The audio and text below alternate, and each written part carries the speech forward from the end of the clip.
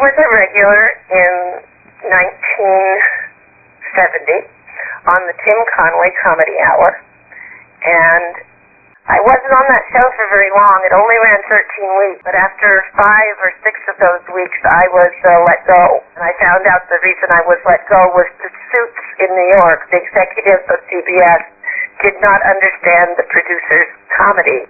The show was produced by Sam Bobrick and Ron Clark, and they had a very hilarious idea for the show, and that was to make it look like it had no budget. And so the very first show that came on the air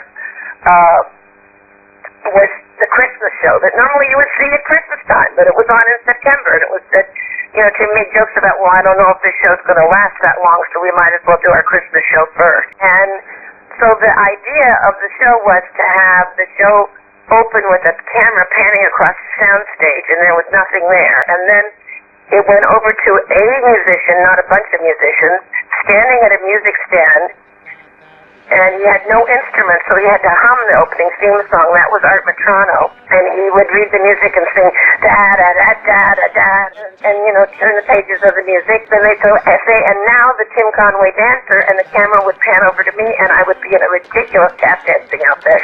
And I would do a tap dance, and just like the June Taylor dancers on the Jackie Gleason show, I would lie down on the floor to do patterns. I would be opening and closing my arms and legs and waving at the camera, and I looked ridiculous. Well, the suits in New York didn't get the comedy, so they said that I made the show look cheap. That band's too loud. One episode, they invited Joan Crawford to guest. That was a shock to all of us. That big movie star, that icon. I couldn't believe that she would come over to CBS and do a guest spot on the Tim Conway Comedy Hour. And all of us that were involved with that show, the writers, the producers, the performers, were out of their mind with excitement. And true to form, because she was such a classy woman, she came in beautifully dressed and coiffed, and she came in with men bringing in a giant Pepsi cooler so that we could all have her husband's soft drink, and that was amazing. And then since then, having read about her, I realized that her last husband, the owner of the Pepsi Corporation, and I hope that up there in heaven, while he was drinking a Pepsi, he realized what she was doing on earth, because she really was such an ambassador for that soft drink, and we were all blown away when this grocery store size cooler came in with Pepsi for all of us. Pepsi's got a lot to give. Here's what I witnessed personally, and I was very young, and so I don't think I had the wisdom to put the camera on in my brain and record every moment. I had a sore throat that week. And she said, have you ever had pastilles? They're French little jellies that come in a tin, and they're very soothing to the throat. And I said, no, Miss Crawford, I never have. So she sent her driver out, and he was back about 2 hours later with 2-3 boxes of these pastilles for me. She said, I want you to feel better. She said, Sally, dear, tell me where you were born and raised. Where did you come from? How did you get to Hollywood? Let's talk to me about me. Would you like me to sign that? I'd love to. She had completed her job guesting on the show. She wrote each one of us a note and thanked us for the wonderful experience. And we had never worked with anyone on the show that did that.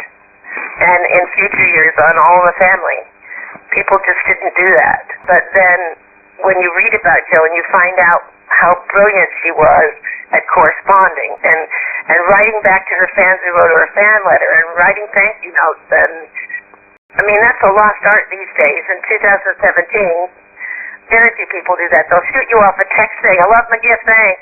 And I've tried to follow her example. As busy as you can imagine this woman is, my wife and I had our 6th child. And Joan happened to see it in the paper, and she wrote us a very nice note. A woman who takes that kind of time, now that's really got to be something. And my wife called me from home, and she said, listen, Joan Crawford just wrote us a note. Now, Joan and I have really not met until just now. And I said, listen, Happens every day. I'll tell you how unimpressed I was. I took the afternoon off, went home, read the note, had it framed, put it on the front door. I do know that people often talk about me, either to me or in front of me. I hear later that they said something like that they would say about Joan Crawford. They'll say, Sally is always so nice to everybody that approaches her. She stands and talks to people if they want a picture. She takes pen. If they want something signed, before she walks away, she says, does anybody else in your family want an autograph? I'm very, very much like Joan Crawford. That is my true nature and has been since I was a little girl. But I was lucky enough to work with her for a week at CBS in Los Angeles, and how many people get to say that about a star as big as Joan Crawford?